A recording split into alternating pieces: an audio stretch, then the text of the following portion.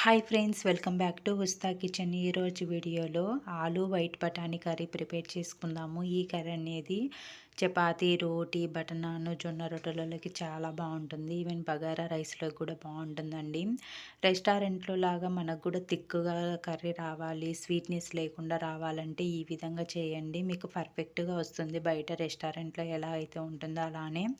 So ఇంతవరకు ఈ వీడియోని లైక్ చేయకపోతే లైక్ చేయండి. మన ఛానల్ని ఫస్ట్ టైం చూస్తున్న వాళ్ళైతే మన ఉస్తా కిచెన్ ఛానల్ని సబ్స్క్రైబ్ చేసుకోండి. నెక్స్ట్ ప్రాసెస్లోకి వెళ్ళిపోదాము.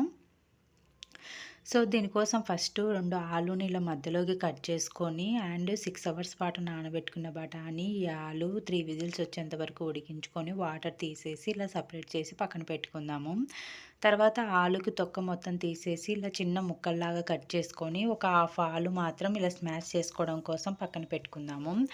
తర్వాత 2 టమోటాలు అండ్ కొబ్బెర, జీడిపప్పులు మిక్సీ పట్టుకోవాలన్నమాట. ఈ కొబ్బెర, జీడిపప్పు, టమోటాలు మిక్సీ ప్యూరీ వేయడం వల్ల మనకు గ్రేవీ అనేది బాగా వస్తుంది. ఇలా మిక్సీ పట్టుకొని పక్కన పెట్టుకుందాము. తర్వాత తాలింపు కోసము 2 టేబుల్ స్పూన్ల వరకు ఆయిల్ వేసుకొని చిన్నగా కట్ చేసుకున్న 2 ఆనియన్స్ అండ్ తాలింపు దినుసులు, కరివేపాకు వేసి సాఫ్ట్గా అయ్యేంత వరకు ఫ్రై చేసుకోవాలి.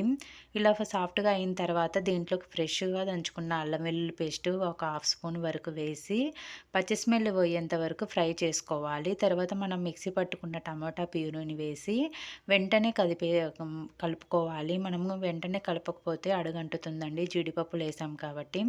ఇలా కలిపేసి దీంట్లోకి హాఫ్ స్పూను పసుపు అండ్ హాఫ్ స్పూన్ ధనియాల పిండి, 1 స్పూన్ సాల్ట్, 1 స్పూన్ కారం వేసి అంతా కలిసే విధంగా కలుపుకోవాలి. ఇలా కలుపుకున్న తర్వాత మూత మూసి లో ఫ్లేమ్లో ఒక 5 మినిట్స్ మగ్గించుకోండి. ఇలా మగ్గించుకోవడం వల్ల ఈ గ్రేవీలో నుంచి మీకు ఆయిల్ బయటికి వస్తుందన్నమాట, ఈ టమాటా ప్యూరీ నుంచి.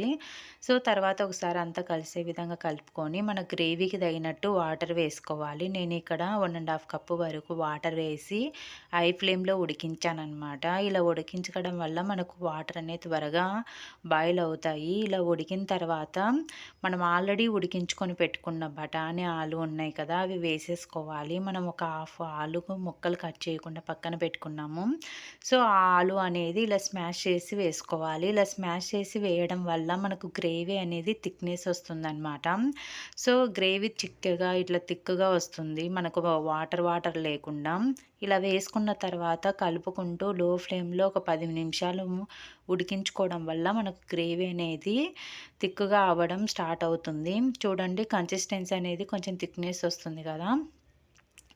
ఇలా కర్రీ అనేది దగ్గరకు వచ్చే టైంలో ఫైనల్గా కొత్తిమీర and half table spoon garam masala, kasuri methi వేసి ఒకసారి అంతా కలిసే విధంగా కలిపి మూత మూసి లో ఫ్లేమ్లో 2 నిమిషాలు మగ్గించుకోవాలి. ఇలా మగ్గించుకోవడం వల్ల ఆ ఫ్లేవర్ అంతా కర్రీకి పట్టుకొని టేస్ట్ చాలా బాగుంటుంది. చూడండి, ఒకసారి కలుపుకొని మీకు సాల్ట్ సరిపోకపోతే అడ్జస్ట్ చేసుకొని వేసుకోవచ్చు. మనకి ఇప్పుడు కొంచెం లైట్గా వాటర్ లాగా ఉన్నా కూడా పూర్తిగా చల్లారిన తర్వాత మనకు గ్రేవీ అనేది చిక్కగా అవుతుందన్నమాట. ఈ కర్రీ రోటీ, చపాతీలలోకి చాలా బాగుంటుంది.